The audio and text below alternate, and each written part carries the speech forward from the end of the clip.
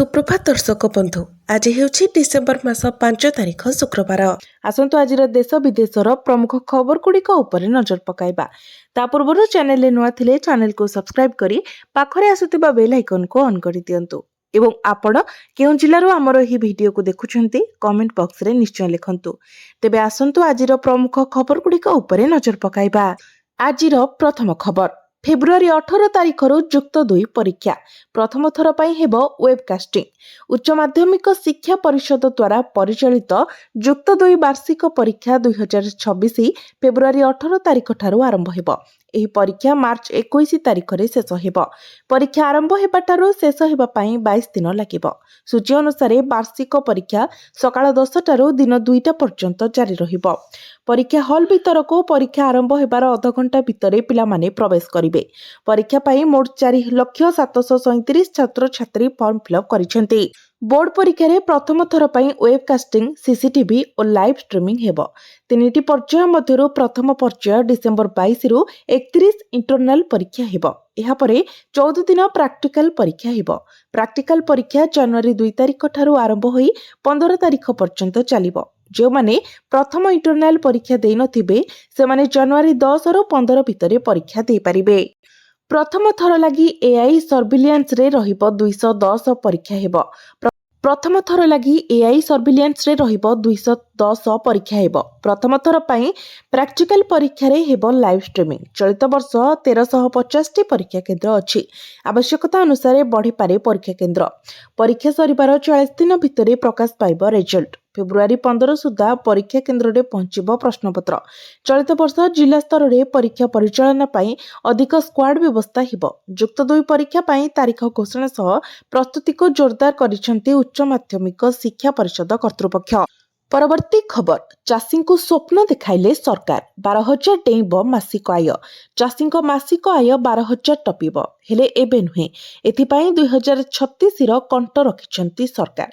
हेले विरोधी कहिछंती 2036 रे 12,000 टंका रे चाषी करिब कोन। विकसित ओडिसार परिकल्पना भितरे चाषी को पई खुशी खबर आनिछंती राज्य सरकार। मासिक आय 2 गुणारो अधिक करिबाको अंका जाइछि नक्शा।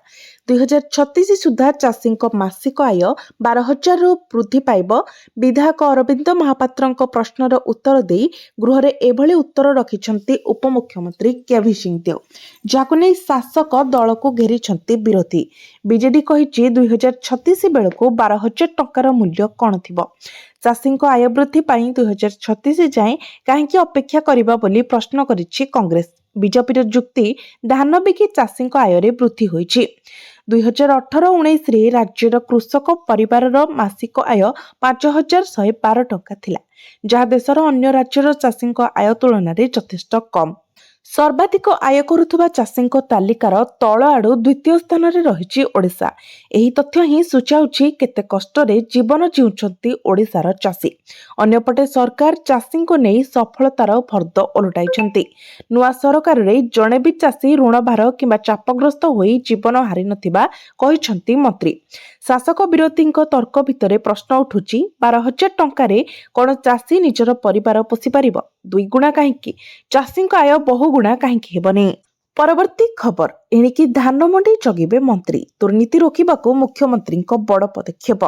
राज्य रे धान संग्रह प्रक्रिया को स्वच्छ और व्यवस्थित करने राज्य सरकार नेइछंती बड़ पदक्षेप।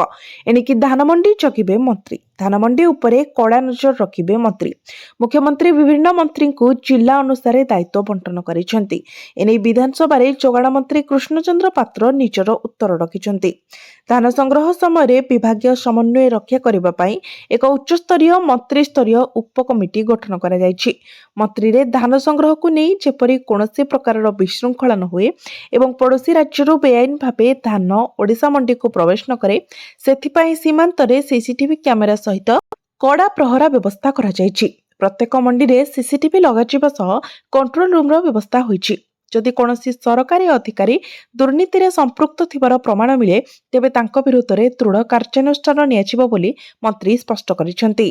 ସେ ଆହୁରି କହିଛନ୍ତି ଯେ 2025-26 ବର୍ଷରେ 19.68 ଲକ୍ଷ ଚାଷୀ ଧାନ ବିକ୍ରି ପାଇଁ ପଞ୍ଜୀକରଣ କରିଛନ୍ତି। ସରକାର ପ୍ରତିଶ୍ରୁତି ମୁତାବକ ଚାଷୀଙ୍କୁ କ୍ୱିଣ୍ଟାଲ ପିଛା 3100 ଟଙ୍କା ପ୍ରଦାନ କରୁଛନ୍ତି। ମଣ୍ଡିରେ କଟେଇ ଛଟନୀ ସମସ୍ୟାକୁ ଦୂର କରିବା ପାଇଁ ଆଧୁନିକ ମାନ ପରୀକ୍ଷା ଯନ୍ତ୍ର, 140ଟି ଭ୍ରାମ୍ୟମାଣ ଧାନ ସଫେଇ ଯନ୍ତ୍ର ଏବଂ 303ଟି ଏଆଇ ବେସ୍ଡ ଆଲାଇଞ୍ଚର ଯୋଗାଇ ଦିଆଯାଇଛି। କ୍ଷୁଦ୍ର ଚାଷୀ ଓ ଭାଗ ଚାଷୀଙ୍କ ଠାରୁ ଧାନ କିଣାକୁ ପ୍ରାଥମିକତା ଦିଆଯିବ। ଅଦିନିଆ ବର୍ଷା ଯୋଗୁଁ କିଛି ସ୍ଥାନରେ ଧାନ ସଂଗ୍ରହ ବିଳମ୍ବିତ ହୋଇଛି। ତେବେ ଯଦି କୌଣସି ଚାଷୀ ନିର୍ଦ୍ଧାରିତ ଟୋକେନ ଅବଧି ମଧ୍ୟରେ ଧାନ ବିକ୍ରି କରିପାରିବେ ନାହିଁ, ତେବେ ଜିଲ୍ଲାପାଳମାନଙ୍କୁ ସେହି ସମୟସୀମାକୁ ଆଉ 15 ଦିନ ବୃଦ୍ଧି କରିବାକୁ ମଧ୍ୟ କ୍ଷମତା ଦିଆଯାଇଛି। ପରବର୍ତ୍ତୀ ଖବର, 7,000 କୋଟି ବିଦ୍ୟୁତ ବିଲ୍ ବାକି। ରାଜ୍ୟରେ ବିଦ୍ୟୁତ ବିଲ୍ ବାକି ପଡ଼ିଛି ପ୍ରାୟ 7,000 କୋଟି ଟଙ୍କା। ରାମଚନ୍ଦ୍ର କାଡାମଙ୍କ ପ୍ରଶ୍ନରେ ଉପମୁଖ୍ୟମନ୍ତ୍ରୀ କେବି ସିଂହଦେଓ ଉତ୍ତର ରଖିଛନ୍ତି। ମୋଟ 6,956 କୋଟି 93 ଲକ୍ଷ ଟଙ୍କା ବିଦ୍ୟୁତ ବିଲ୍ ବାକି ପଡ଼ିଛି। ସାଧାରଣ ଗ୍ରାହକଙ୍କ ଉପରେ 6,558 କୋଟି ଟଙ୍କା ବିଲ୍ ବାକି ହୋଇଛି। ଶିଳ୍ପ ଓ ବାଣିଜ୍ୟ ଗ୍ରାହକଙ୍କ ଉପରେ 398 କୋଟି 93 ଲକ୍ଷ ଟଙ୍କା ବକେୟା ହୋଇଛି। ଅନ୍ୟପଟେ ସାର କଳାବଜାରୀ ଓ ବେଆଇନ ବିକ୍ରି ରୋକିବାକୁ କଡ଼ା ଆକ୍ସନ ନିଆଯାଇଛି। ଏନଫୋର୍ସମେଣ୍ଟ ସ୍କ୍ୱାଡ୍ ଦ୍ୱାରା 7,001 ଲାର ବିକ୍ରୟ କେନ୍ଦ୍ରରେ ଚଢ଼ାଉ ଚାଲିଛି। 2011 ନିୟମ ଉଲ୍ଲଂଘନକାରୀ ବିକ୍ରେତାଙ୍କୁ ହୋଇଛି କାରଣ ଦର୍ଶାଅ ନୋଟିସ୍। 35 ଦୋକାନରେ ବିକ୍ରି ବନ୍ଦ ସହ 12ଟି ବିକ୍ରି ସାମଗ୍ରୀ ଜବତ ହୋଇଛି। 5 ବିକ୍ରେତାଙ୍କ ନାଁରେ ଅପରାଧିକ ମାମଲା, 77 ଡିଲରଙ୍କ ଲାଇସେନ୍ସ ବାତିଲ ହୋଇଛି। ଅରବିନ୍ଦ ମହାପାତ୍ରଙ୍କ ପ୍ରଶ୍ନରେ ଉପମୁଖ୍ୟମନ୍ତ୍ରୀ କେବି ସିଂହଦେଓ ଉତ୍ତର ରଖିଛନ୍ତି। ପରବର୍ତ୍ତୀ ଖବର, ପ୍ରଥମ ଥର ପାଇଁ ଡଲାର ତୁଳନାରେ 90କୁ ଖସିଲା ଟଙ୍କା। ଗତକାଲି ଭାରତୀୟ ମୁଦ୍ରା ଟଙ୍କାର ମୂଲ୍ୟ ଦ୍ରୁତ ଗତିରେ ହ୍ରାସ ପାଇଛି। ପ୍ରଥମ ଥର ପାଇଁ ଡଲାର ତୁଳନାରେ 90 ସ୍ତର ଅତିକ୍ରମ କରିଛି ଟଙ୍କା। ବିଶେଷଜ୍ଞମାନେ ବିଶ୍ୱାସ କରନ୍ତି ଯେ ଡଲାରର ସ୍ଥାନୀୟ ଚାହିଦା ବୃଦ୍ଧି ଏବଂ ବିଦେଶୀ ନିବେଶକଙ୍କ ଦ୍ୱାରା ଲାଭ ଆଦାୟ ଯୋଗୁଁ ଟଙ୍କାର ହ୍ରାସ ଘଟିଛି। ଏବେ ସବୁଠାରୁ ବଡ଼ ପ୍ରଶ୍ନ ହେଉଛି ଟଙ୍କା ଆହୁରି ହ୍ରାସ ପାଇବ କି? ବିଶେଷଜ୍ଞମାନେ ବିଶ୍ୱାସ କରନ୍ତି ଯେ ଆଗାମୀ ଦିନରେ ଡଲାର ତୁଳନାରେ ଏଥିରେ ଆହୁରି ହ୍ରାସ ଦେଖାଯାଇପାରେ। ଟଙ୍କା 91 ସ୍ତର ଅତିକ୍ରମ କରିବାର ସମ୍ଭାବନା ରହିଛି। ତଥାପି ଫେଡ୍ ପକ୍ଷରୁ ସୁଧ ହାର ହ୍ରାସ ଏବଂ ଆରବିଆଇ ଏମ୍ପିସିର ମନୋଭାବ ଆଧାରରେ ଟଙ୍କା ତାର ଗତି ପରିବର୍ତ୍ତନ କରିପାରେ। ତେବେ ଆମେରିକୀୟ ଡଲାର ତୁଳନାରେ ମୁଦ୍ରା ଗତକାଲି ମଧ୍ୟାହ୍ନ 12ଟା ସୁଦ୍ଧା 90.30 ରେକର୍ଡ ସର୍ବନିମ୍ନ ସ୍ତରକୁ ଖସିଯାଇଛି। ଗତକାଲି ଖସିଥିବା ଟଙ୍କାର ମୂଲ୍ୟ ପୂର୍ବ ସର୍ବନିମ୍ନ 89.94 ରେକର୍ଡକୁ ଭାଙ୍ଗିଛି। ଭାରତ ଆମେରିକା ବାଣିଜ୍ୟ ଚୁକ୍ତି ଉପରେ ବୃଦ୍ଧି ପାଉଥିବା ଅନିଶ୍ଚିତତା ସହିତ ଦୁର୍ବଳ ବାଣିଜ୍ୟ ଏବଂ ପୋର୍ଟଫୋଲିଓ ପ୍ରବାହ ମଧ୍ୟରେ ଟଙ୍କାର ହ୍ରାସ ଘଟିଛି। ପରବର୍ତ୍ତୀ ଖବର, ସବ୍ ଡିଭିଜନ ସ୍ତରରେ 58ଟି ଶୀତଳ ଭଣ୍ଡାର ନିର୍ମାଣ ଲକ୍ଷ୍ୟ। ଗତକାଲି ବିଧାନସଭାରେ ଉଠିଛି ଶୀତଳ ଭଣ୍ଡାର କଥା। ରାଜ୍ୟରେ ଶୀତଳ ଭଣ୍ଡାର ନେଇ ଗୃହରେ ସରଗରମ ଆଲୋଚନା ହୋଇଛି। କଂଗ୍ରେସ ବିଧାୟକ ଦଳ ନେତା ରାମଚନ୍ଦ୍ର କାଡାମଙ୍କ ପ୍ରଶ୍ନରେ ଉତ୍ତର ରଖିଲେ ମନ୍ତ୍ରୀ ପୃଥ୍ୱୀରାଜ ହରିଚନ୍ଦନ। 33ଟି ବେସରକାରୀ ଓ 2ଟି ସରକାରୀ ଶୀତଳ ଭଣ୍ଡାର କାର୍ଯ୍ୟକ୍ଷମ ରହିଛି। ବିଗତ 10 ବର୍ଷରେ ରାଜ୍ୟରେ 26ଟି ଶୀତଳ ଭଣ୍ଡାର ନିର୍ମାଣ ହୋଇଛି। ଏବେ 22ଟି କାର୍ଯ୍ୟକ୍ଷମ ଓ 4ଟି କାର୍ଯ୍ୟକ୍ଷମ ନାହିଁ, ଯେଉଁଥିରେ 20ଟି ସରକାରୀ ଓ 78ଟି ବେସରକାରୀ ଶୀତଳ ଭଣ୍ଡାର ରହିଛି। ସବ୍ ଡିଭିଜନ ସ୍ତରରେ 58ଟି ନିର୍ମାଣ ଲକ୍ଷ୍ୟ ରଖାଯାଇଛି। 252 କୋଟି ଟଙ୍କା ବ୍ୟୟବରାଦ ହୋଇଛି। 15ଟି ନୂଆ ଓ 2ଟି ଅଚଳ ଶୀତଳ ଭଣ୍ଡାର କାର୍ଯ୍ୟକ୍ଷମ ପାଇଁ ଦରଖାସ୍ତ ପହଞ୍ଚିଛି। 2ଟି ଅଚଳ ହୋଇ ପଡ଼ିଥିବା ଶୀତଳ ଭଣ୍ଡାର କାର୍ଯ୍ୟକ୍ଷମ ପାଇଁ ଦରଖାସ୍ତ ପହଞ୍ଚିଛି, ଯେଉଁଥିରୁ 5ଟିକୁ ସରକାର ଅନୁମୋଦନ ଦେଇଛନ୍ତି। ସରକାର ସବସିଡି ଦେବା ସହ ବିଦ୍ୟୁତ ଶୁଳ୍କ ରିହାତି ପାଇଁ ବି ବ୍ୟବସ୍ଥା କରିଛନ୍ତି। ପରବର୍ତ୍ତୀ ଖବର, ଡିସେମ୍ବର 31 ତାରିଖ ପର୍ଯ୍ୟନ୍ତ ଜାରି ରହିବ ଇ-କେୱାଇସି ପ୍ରକ୍ରିୟା। ଇ-କେୱାଇସି ତର୍ଜମା ସମୟରେ 6,83,995 ମୃତ ବ୍ୟକ୍ତି ଚିହ୍ନଟ। ସେହିପରି 33,128 ଅଯୋଗ୍ୟ ରାସନ କାର୍ଡ ବାତିଲ କରାଯାଇଛି, ଯାହାର ପରିବାର ସଦସ୍ୟଙ୍କ ସଂଖ୍ୟା 1,20,199। ସର୍ବାଧିକ ଖୋର୍ଦ୍ଧା ଜିଲ୍ଲାରେ 4,747 ଜାଲ ରାସନ କାର୍ଡ ଧରାପଡ଼ିଛି। ଗତବର୍ଷ ଜୁନରୁ 15,33,153 ଜଣ ଆବେଦନ କରିଛନ୍ତି। ଏନେଇ ବିଧାନସଭାରେ ଲିଖିତ ଉତ୍ତର ରଖିଛନ୍ତି ଯୋଗାଣ ମନ୍ତ୍ରୀ କୃଷ୍ଣଚନ୍ଦ୍ର ପାତ୍ର। ପରବର୍ତ୍ତୀ ଖବର, ତୀର୍ଥଯାତ୍ରୀଙ୍କ ପାଇଁ ଆଶ୍ୱସ୍ତି ଖବର। ଶିରିଡି ଯାତ୍ରା ହେବ ଏବେ ସହଜ। ରେଳମନ୍ତ୍ରୀ ଅଶ୍ୱିନୀ ବୈଷ୍ଣବ ଲୋକସଭାରେ ସୂଚନା ଦେଇଛନ୍ତି ଯେ ପୁଣେ ନାସିକ ହାଇସ୍ପିଡ୍ ରେଳର ପୁରୁଣା ଆଲାଇନମେଣ୍ଟ ଯାହା ନାରାୟଣ ଗାଁଓ ଦେଇ ଯାଇଥିଲା, ତାକୁ ସମ୍ପୂର୍ଣ୍ଣ ବାତିଲ କରାଯାଇଛି।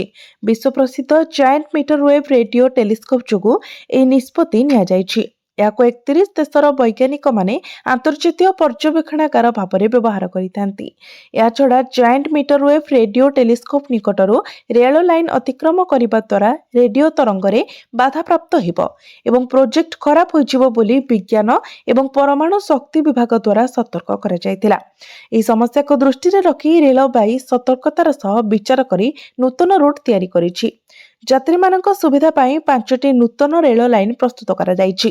ଏହି ରେଳ ଲାଇନ୍ ମଧ୍ୟରେ ନାସିକ, ସାଇନଗର ଶିରିଡି, ପୁଣେ ମୁମ୍ବା ଜଙ୍ଗସ୍, ପୁଣତମ୍ବା ନିମଲାକା ଅହିଲ୍ୟାନଗରରୁ ପୁଣେ ପରି 5ଟି ରେଳ ଲାଇନ୍ର ପ୍ରସ୍ତୁତ କରାଯାଇଛି, ଯାହାଦ୍ୱାରା ଯାତ୍ରୀମାନେ ସୁବିଧାରେ ଯାତାୟାତ କରିପାରିବେ।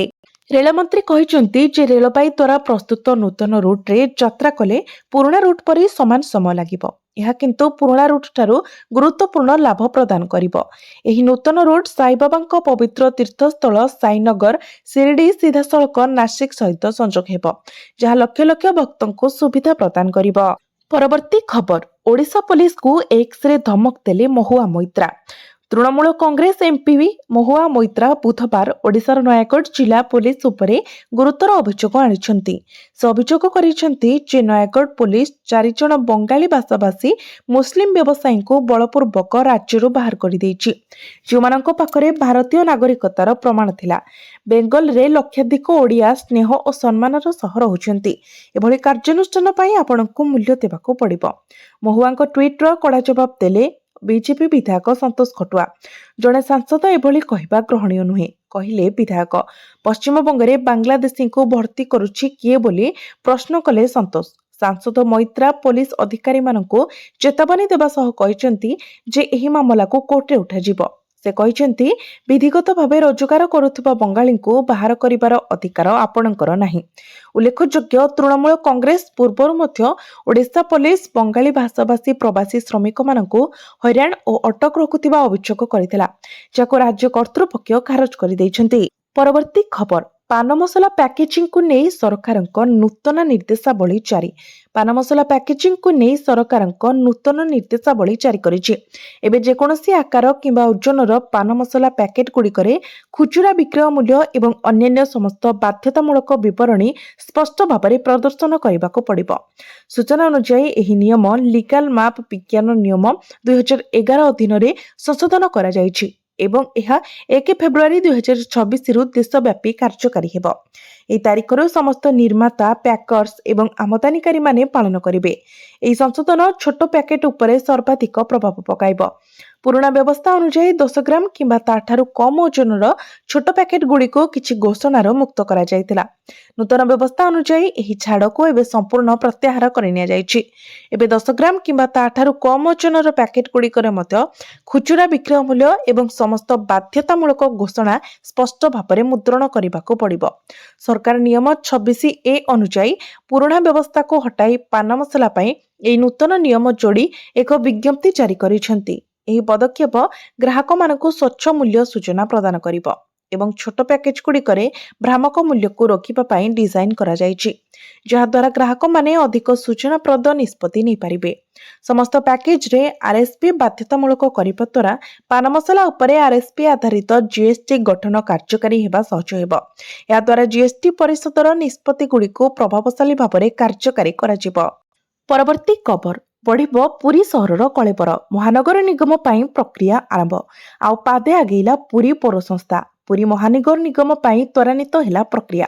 ପ୍ରସ୍ତାବିତ ମହାନଗର ନିଗମରେ ମିଶିବାକୁ ଥିବା ରାଜସ୍ୱ ଗାଁଗୁଡ଼ିକର ତାଲିକା ନଗର ଉନ୍ନୟନ ବିଭାଗକୁ ପ୍ରଦାନ କରିଛି ପୁରୀ ପୌର ସଂସ୍ଥା। ପୁରୀ ମହାନଗର ନିଗମ ହେଲେ କେଉଁ ରାଜସ୍ୱ ଗାଁ ଏଥିରେ ସାମିଲ ହେବ, ସେ ନେଇ ପ୍ରକ୍ରିୟା ଆରମ୍ଭ କରିଛି ପୁରୀ ପୌର ସଂସ୍ଥା। ବ୍ରହ୍ମଗିରି ବ୍ଲକରେ 1 ଓ ପୁରୀ ସଦର ବ୍ଲକର 8ଟି ପଞ୍ଚାୟତ ସାମିଲ ହେବାକୁ ରହିଛି। ବ୍ରହ୍ମଗିରି ଗୋରୁଆଳ ପଞ୍ଚାୟତର ଶିବସରୁବାଲି ରାଜସ୍ୱ ଗ୍ରାମ ପୁରୀ ମହାନଗର ନିଗମରେ ଅନ୍ତର୍ଭୁକ୍ତ ହେବାକୁ ଯାଉଛି। ସେହିପରି ସଦର ବ୍ଲକର ବାଲିଗୁଆଳି, ସମଗରା, ବେଲଦଳ, ଗୋପୀନାଥପୁର, କାଶୀହରିପୁର, ବୀରହରିକୃଷ୍ଣପୁର, ସମଙ୍ଗ ଓ ଶାସନ ଦାମୋଦରପୁର ପଞ୍ଚାୟତ ଏହି ତାଲିକାରେ ରହିଛି। ଲୋକଙ୍କ ମତାମତ ଗ୍ରହଣ କରାଯିବ ଏବଂ ଅଭିଯୋଗ ଶୁଣାଣି ହେବ। କଳେବର ବଢ଼ିବା ପୂର୍ବରୁ ପୁରୀ ସହରର ପବିତ୍ରତାକୁ ବଜାୟ ରଖିବା ଦରକାର। ଏଥିପାଇଁ ଆବଶ୍ୟକ ତଥ୍ୟ ଯୋଗାଇ ଦେଇଛି ପୁରୀ ପୌର ସଂସ୍ଥା। ପଞ୍ଚାୟତ ରିଜଲ୍ୟୁସନର ବିଳମ୍ବ ଯୋଗୁଁ ଏହି ପ୍ରକ୍ରିୟା ଆଗେଇ ପାରୁନଥିଲା। ନଗର ଉନ୍ନୟନ ବିଭାଗକୁ ରାଜସ୍ୱ ଗାଁଗୁଡ଼ିକର ତାଲିକା ଦେବା ପରେ ପାଦେ ଆଗକୁ ବଢ଼ିଛି ପୁରୀ ମ୍ୟୁନିସିପାଲିଟି। ପୁରୀ ମହାନଗର ନିଗମ ହେବ ବୋଲି ଗତ ଜୁଲାଇ ମାସରେ ଘୋଷଣା କରିଥିଲେ ମୁଖ୍ୟମନ୍ତ୍ରୀ। ଏହା ହେଲେ 40ରୁ ଅଧିକ ରାଜସ୍ୱ ଗାଁକୁ ମିଳିବା